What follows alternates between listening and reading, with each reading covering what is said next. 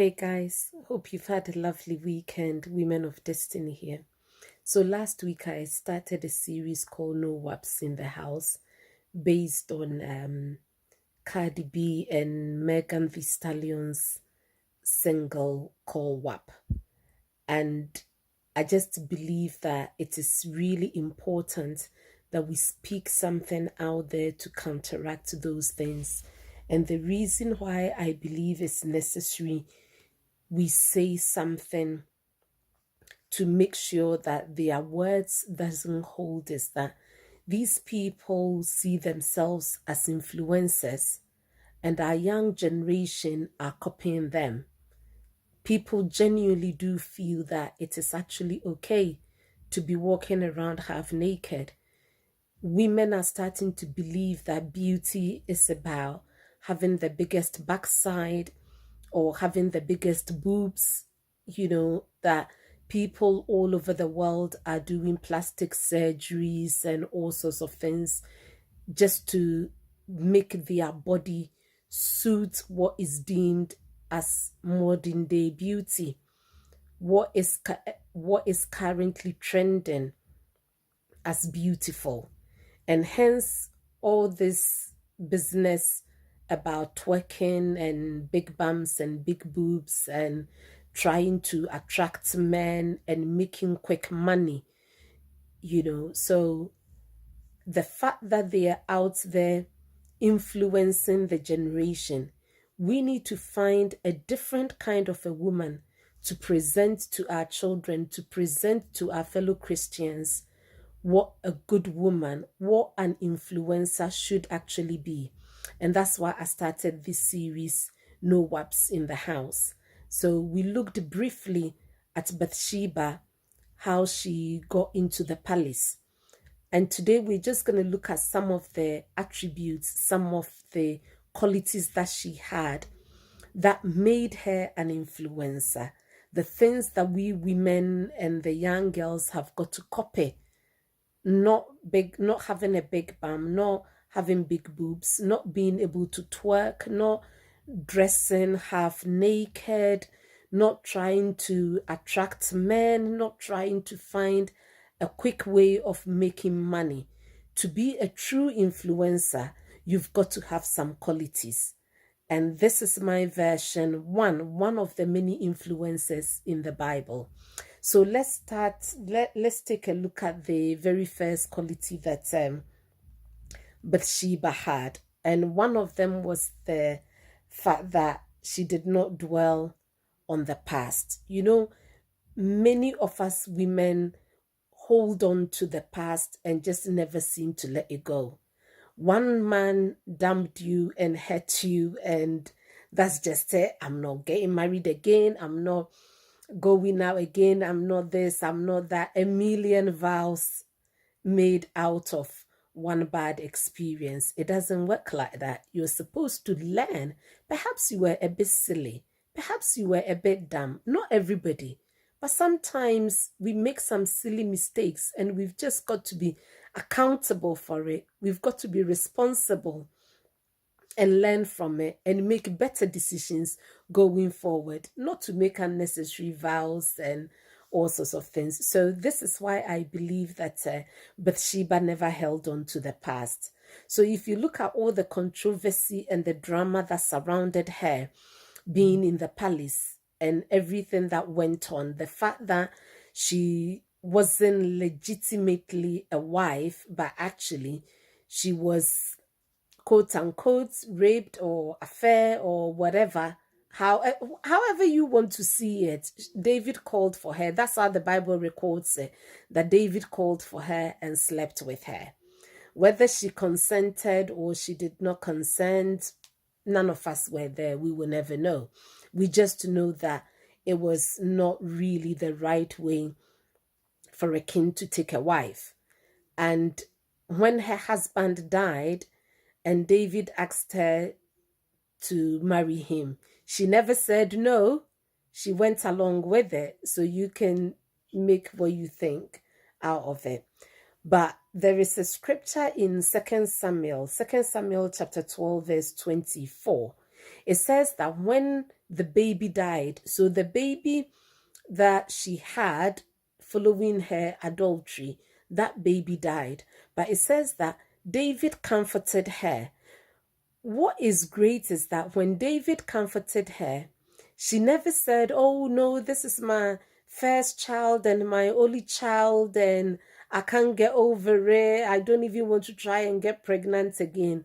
That girl just put it behind her and just moved on. She never listened to the gossip about her. She never paid attention to what her rivals have got to say. She just cracked on with her business. She had a purpose, she had a plan, and she was sticking to it. The other thing about her was that she was a very confident woman. How do I know she was confident? So David already had wives before she arrived. And I'll mention just two of the wives because actually one of them is possibly one that we can consider as had everything. Michal. Michal was King Saul's daughter that he gave to David as a prize to marry.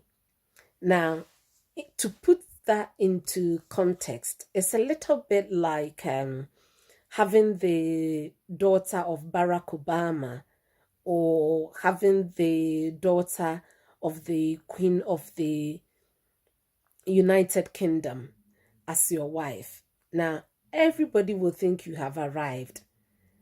When Prince Charles was married to Princess Diana, yes, she was beautiful.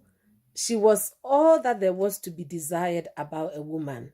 So a lot of people would have thought that, yeah, David, you're the man. You've got Michal.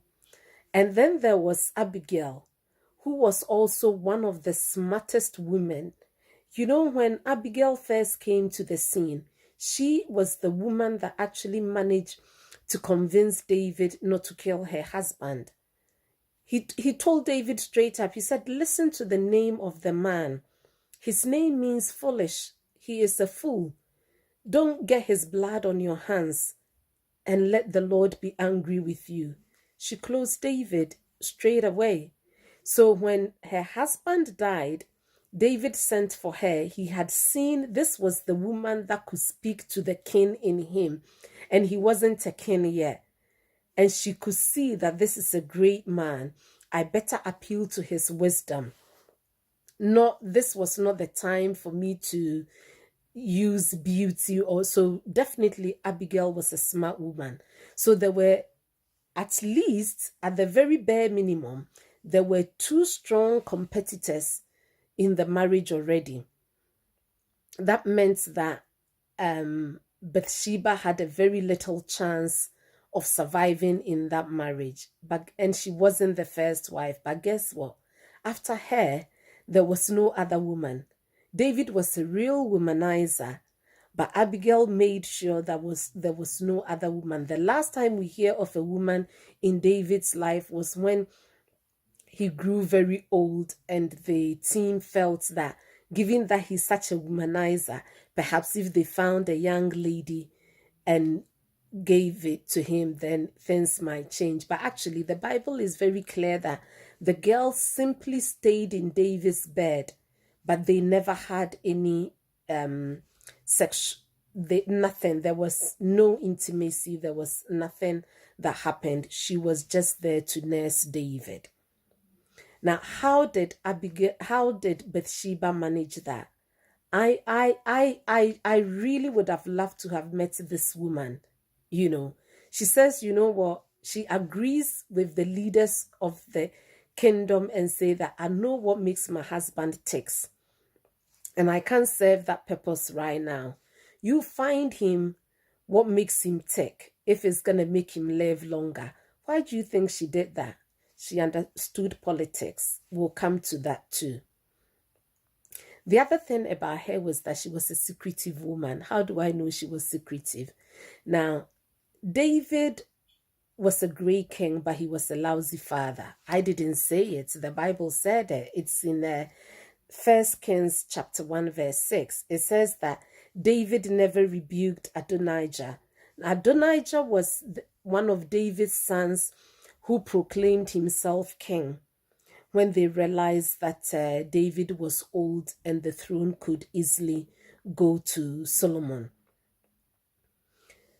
Now, if you're married to a man that never disciplines his children, how do you manage to keep on top of your game? Because actually, there were so many children. All of these wives had children with David. So there must have been a lot of children anyway. But so, and that's how I know that Bathsheba was secretive, because if there was so much competition, David never made it clear that he wanted Solomon to be king. Why? Because if he had told, then it would have become a bit of it would create quarrels and bickering and argument among the women. Can you imagine? She's not the first wife. Her son is not the first child. Where was she when those of us that fought with you, battled with you, stuck with you through thick and thin? Where was Bathsheba? How do you make her son the king after you? So it would have created a lot of contention. So I don't believe David had the nerve to tell the whole family that Solomon would be king. They might have heard whispers through the grapevine, and people may have suspected based on how he probably treated Solomon, or based on his love for Bathsheba. They may have suspected, but it was never the case. He never made it clear. So Bathsheba managed to keep this as a secret. So you want to be an influencer, you want to be a smart woman, you want to take the throne, you want to be queen. It's got nothing to do with big bumps and big boobs. You've got to learn how to keep a secret. You've got to learn to understand the system in which you live in. The other thing that I also know that Bathsheba was that she was committed to her marriage, a very loyal wife. And we find that based on the relationship she had with Ahithophel. So Ahithophel, who was the military counselor, he was head of the military and he was the counselor to David. He was uncle to Bathsheba. Interesting, isn't it? But when Ahithophel teamed up with Absalom to overthrow David and have a coup, Bathsheba never stuck with her uncle. She ran with her husband. Modern day women, you would be thinking, oh, this is the opportunity. David is old. He will die anytime soon. This man doesn't have the balls to even tell his children off or do anything. I better stick with Ahithophel and Absalom. Why? Because if Ahithophel is her uncle and Ahithophel is siding with Absalom, then most likely she stood a chance of becoming a queen even quicker if she stuck with David. But she didn't. She knew her purpose. She wasn't greedy. It wasn't about money. It wasn't about the throne. It was about purpose and vision and destiny. So I've talked about her commitment to her marriage. The other thing I want to mention is her humility and wisdom. She understood politics. Look at what she did in 1 Kings chapter 1 verse 15 to 18. It says that Bathsheba went to the king in his room. She bowed and did obeisance to the king. And the king said, "What do you wish?" Oh, come on. When you get asked, what do you wish for? That's like anything. Just ask it and I will do it. And this is how Bathsheba got her son on the throne. Because this is when Adonijah had proclaimed himself king, and she wanted David to make Solomon king because David had said so. You see? She didn't go fighting him. She didn't go challenging him that you're weak and you never kept your word and you promised me and this. And that wasn't what she did. She went in all humility and spoke to the king. That was her husband, but for that moment, she was approaching him as a king and saying, King David, keep your word. Not my husband, not the man I lived with, but rather the king. You've got to know how to speak. Let your words be seasoned. Let your speech be seasoned. Speak. And at this point, actually, I want to make one point. The king isn't just your husband. The king is anybody that you need help from. You've got to learn how to manage people, how to approach people, how to put a situation into context, the timing that you demand things and how you make your demand. It all makes a difference.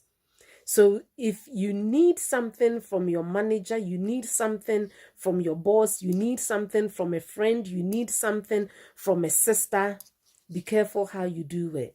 Speak to the king or the queen inside them to make sure that you're getting what you want. And finally, she made history. But you know what? It took all of those attributes, it took all of those personality traits for her to make history. She became the great grandmother of both Jesus' mother and Jesus' father. Both Joseph and Mary were both descendants of Bathseba. It wasn't just one side. It wasn't just Mary. It wasn't just Joseph. She made history. She became the first queen mother. She became the first woman consult. She was Solomon's advisor. That is how you become an influencer. Don't be a WAP. Absolutely no WAPs in this house. God bless you. Have a lovely week.